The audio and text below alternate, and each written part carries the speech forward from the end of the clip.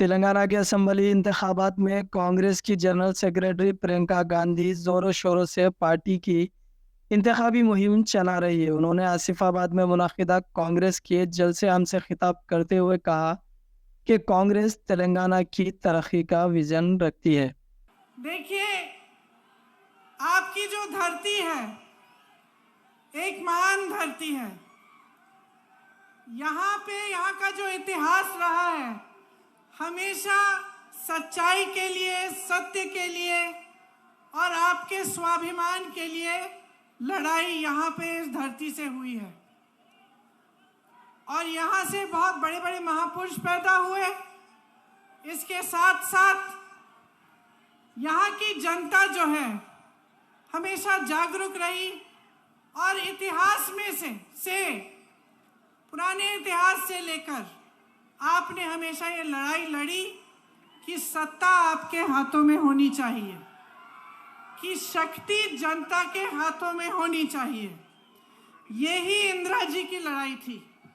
आज आप अगर इंदिरा जी को याद करते हैं, 40 साल हो गए उनकी हत्या होने के बाद, लेकिन आज भी आप उनको याद करते हैं। तो आप उनको इसलिए याद करते हैं क्योंकि उनके दिल में आपके लिए बहुत श्रद्धा थी। उन्होंने अपनी हत्या के एक दिन पहले कहा था कि मेरा खून का एक एक कतरा इस देश को जीवित करेगा।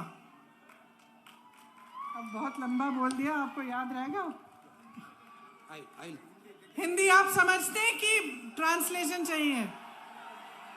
हिंदी ठीक समझते।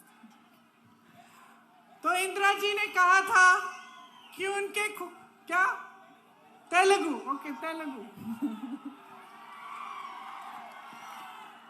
ఇందిరాగాంధీ గారి హృదయంలో మీ అందరి గురించి ఎంతో సముచిత స్థానం ఉంది. ఎప్పుడు మీ గురించి ఆలోచించేవారు. వారు చనిపోయే ముందు చెప్పిన మాట, వారు ప్రాణాలు వదిలినప్పుడు వచ్చినటువంటి ప్రతి ఒక్క రక్తపు బొట్టు మీ గురించే త్యాగం చేస్తా అని వారు పలికేవారు.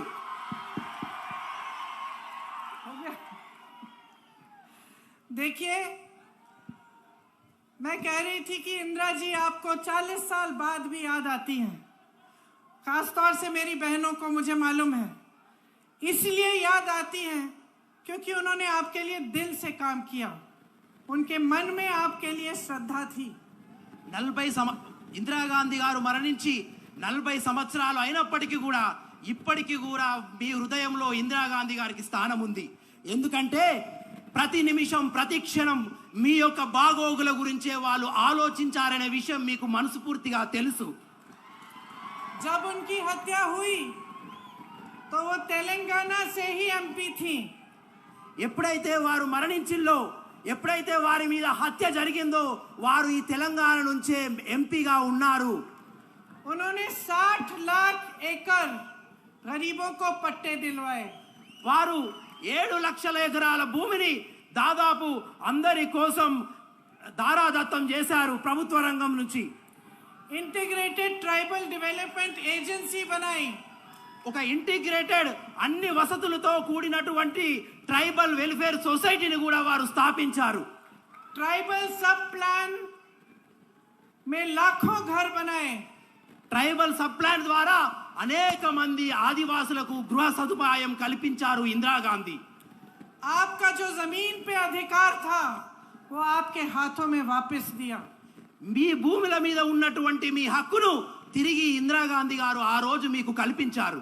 वो आपकी संस्कृति को समझती थी। వారు మీ సంస్కృతిని తెలుసుకునేవారు, గౌరవించేవారు.